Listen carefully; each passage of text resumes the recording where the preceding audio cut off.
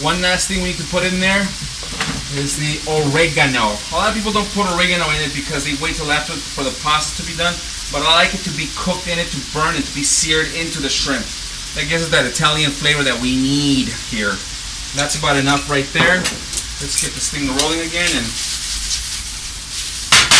3 minutes. About 3 or 4 minutes for this thing to be done. Once it's done, take it out, put it in a container, and wait until the pasta is done. Now let's not neglect the pasta. Make sure that it's not sticking to the bottom.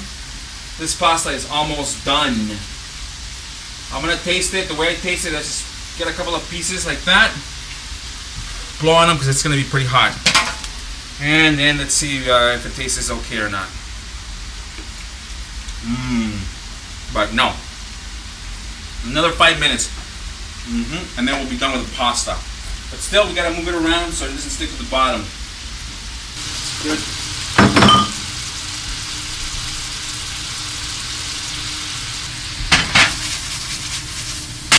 These guys are done. We're gonna put them in a container here, along with all the oil and all the sauce and everything that they came with. Now, we're gonna leave whatever was on the pan in the pan. We're not gonna wash it, we're not gonna clean it. So I'm just gonna add some more extra olive oil, extra virgin olive oil, enough so that the pan looks like it's got a sheet of oil on it. Now we're gonna wait again for it to smoke up a little bit. This thing is already boiling, I can already smell it, and I can already see that the garlic that was in there is already boiling. We're gonna put a little bit of this minced garlic in there just to give it extra flavor. Like one of these spoons like that. That's all you need. Now we throw in the mushrooms. Soak up the garlic. Now we put in the rest of the onions. Now we put in the tomato. So here it goes. Tomato. Good. Now we cannot have the whole authentic Italian flavor on this dish without having a bunch of oregano. At this point, I already noticed that the pasta is done. So I turned it off, and I'm going to transfer it to cool it down and stop it from cooking. And I'm going to run a little bit of cold water on it so that it stops cooking.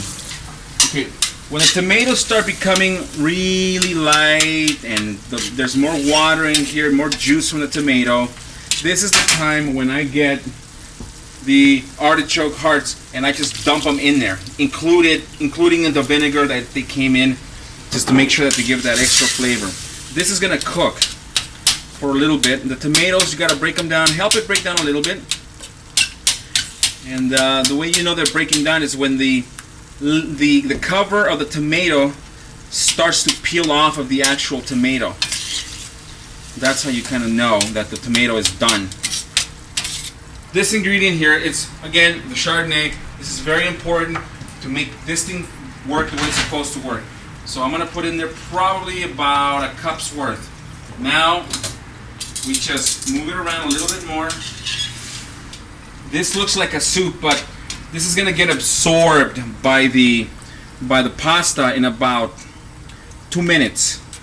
Drain as much of the water as you can. Remember those bay leaves, make sure you take those bay leaves out. They don't taste very good after the fact. At this point, the thing to do would be to add a little bit more extra virgin olive oil to loosen the pasta. So here's that. That's pretty much done. The shrimp with the oil, just throw it in there, nice and cute. Now we're done. Just remember that all the juices are at the bottom. Yeah, and if you're serving it for a date, you might want to clean off the edges, and of course, don't use your finger. But since that's for me, and there is no date, that's the wrap.